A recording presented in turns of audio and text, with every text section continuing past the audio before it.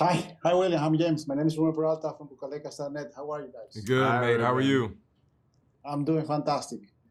What I was reading the production crew, they recreate a whole special station in Germany. How cool was that shooting in that replica? It's almost undescribable because when you walk into it for the first time, it's like you're in space. You're in a whole nother world. But the funny thing is, they always say, "Watch what you step. Why would you watch? Don't step here, because you don't want to break anything, right?" So that was quite funny. But the luxury of interacting with the space station was having Scott Kelly, a real astronaut, been in space. He came, he spoke to us. He showed me how to move, what to say, what not to say, to make sure that everything was nice and graceful, because he says there are going to be people like me who've been to space watching. And we want to make sure that you're moving right and make sure that you're saying the right things.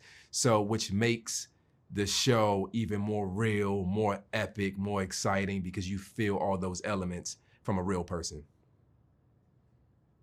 Did that change the mindset of an actor when you have someone like him near to you? Because one thing is that you read a screenplay, and then other things when you get to the place and you have this person changing some stuff that you had in your mind. Yes, it just makes it more grounded, more real. There's more connection. And Pina Harness just did an amazing job, even though we have Scott Kelly, of putting a thing on the page that you don't have to act. And so once you marry what he has written with Scott's experience, you can just exist in that space. Mm-hmm. And James, one of the things that I love about this show, and I think it's something that we see a lot lately in sci-fi, it's the psychology of those characters. When a show, when a movie is character driven, the psychology is very important, and how to explain that through a screen. How was for you creating this character, and while reading a script and talking with the producer and directors? That's a great question. Thank you. I think, look, when I read the scripts, I read them all in one go. I read all 8 episodes, and the thing that, this is not just a sci-fi show. It's kind of genre bending. It has elements of family drama and a thriller and a conspiracy show and all the rest of it. Plus it has a whole other layer to it that we can't even really discuss. But what I do love about what sci-fi does best is that it's an entertainment, and it's huge and it's epic and all of that stuff. But it gives us an opportunity to examine the nature of the human condition. Mm-hmm. And you don't have to do that. That's all happening subliminally or subconsciously. And what I really loved about this show was that it is, fantastical, and it's got this huge production value, and I want to watch all of that stuff. But at the root of it all, there's these families that are struggling to try and make sense out of something. If you go back to 2020, the entire world went through this moment where we were all trying to make sense out of something that you can't make sense out of. Like, none of us saw it coming, right? Maybe a very, very few people did, but none of us could see what was happening. We were all trying to make sense out of the shifting sands of what's happening on planet Earth, right? And what I love is Peter Harness managed to find a way to have a conversation about that, but set it all in this huge, amazing, epic TV show. It seems to me that that's exactly what television can do in the best possible way. Do you guys feel that television now is telling better stories than we watch in regular movie theaters?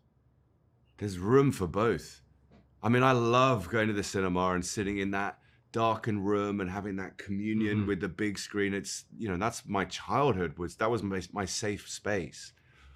But wow, the stories that are being told on television, and, particularly, I have to say, when discoveries like Peter Harness come along, people who are totally unique voices, telling stories in ways that we've never seen before, that's really exciting to me. And certain stories can only be told in a certain medium.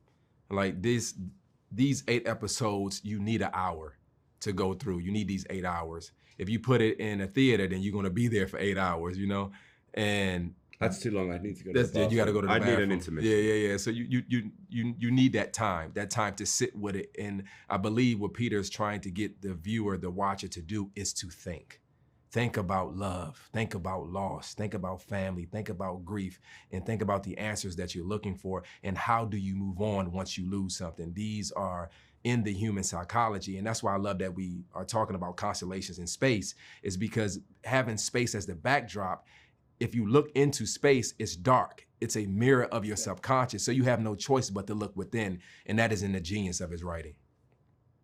I think one of the scariest things ever is to be alone in space. And sci-fi has portrayed so many great stories, and I think Constellation is adding a value to these stories. Mm-hmm. Oh, great. William, James, thank you so much for your time. I appreciate it, and congratulations on this amazing show. Thank you, brother. Thank you. Have a great day. You Bye-bye. too.